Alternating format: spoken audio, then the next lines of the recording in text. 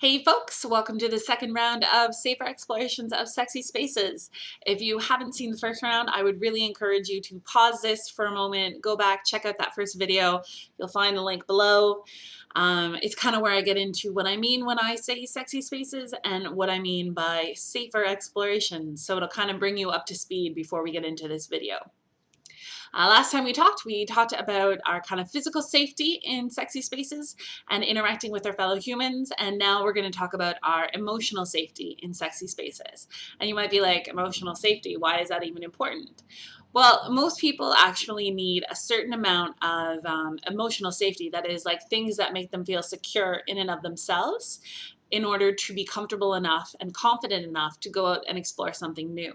So you got to find that edge of where you're like slightly uncomfortable and willing to push yourself out of your comfort zone, but not so uncomfortable that you're actually going to run away screaming, and just be feeling way too unsafe and way too insecure to try anything new.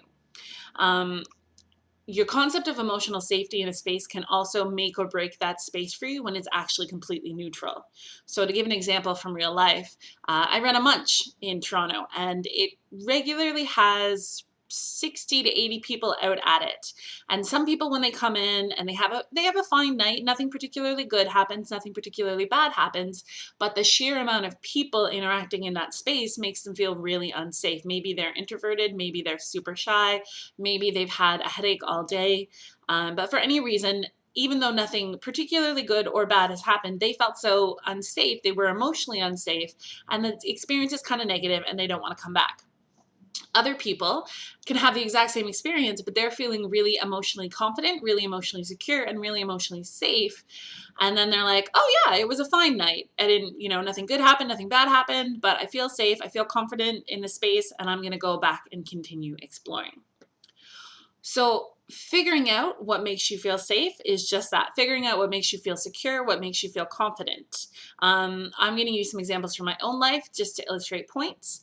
And then these are all questions that you guys can ask yourself. So what makes me feel safe? Number one, the buddy system. Is there someone around that I can consider an ally? If I have a problem, I know I can go to them, or I know if I'm feeling really insecure and say, hey, I need to interact with someone because I'm not feeling super secure in and of myself right now, I know I've got a point person. For me, that person may or may not be a friend of mine, or it might just be another person that I ran into that weekend. I do this a lot at conferences or at festivals. I just introduce myself to someone and I'm like, hey, I noticed we're kind of both single here or here alone, and can you be my backup person? If I have any problems, we can hang out together so that I'm not the only person being by myself if I don't want to be.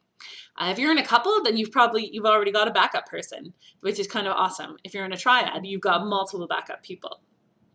Another thing that makes me feel safe is being away from home. So if I'm on vacation, if I'm traveling, if I'm at a conference, if there's some reason that I'm not in my home space, I'm going to feel safer about exploring my sexuality, maybe approaching someone that I wouldn't usually approach at home.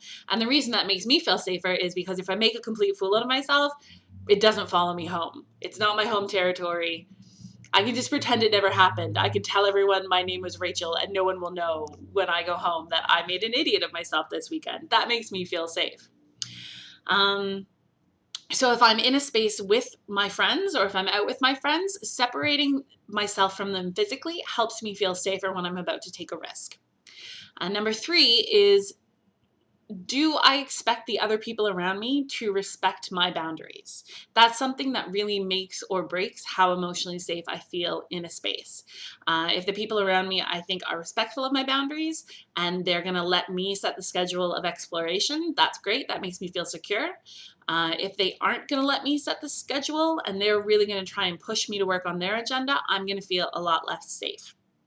Similarly, when I'm with someone who's doing a little bit of explorations or I know they're taking a risk, I like to work really hard to respect their boundaries, where they're coming from, and let them set the timing based on their schedule so that they're feeling emotionally safe and can explore in a way that's good for them.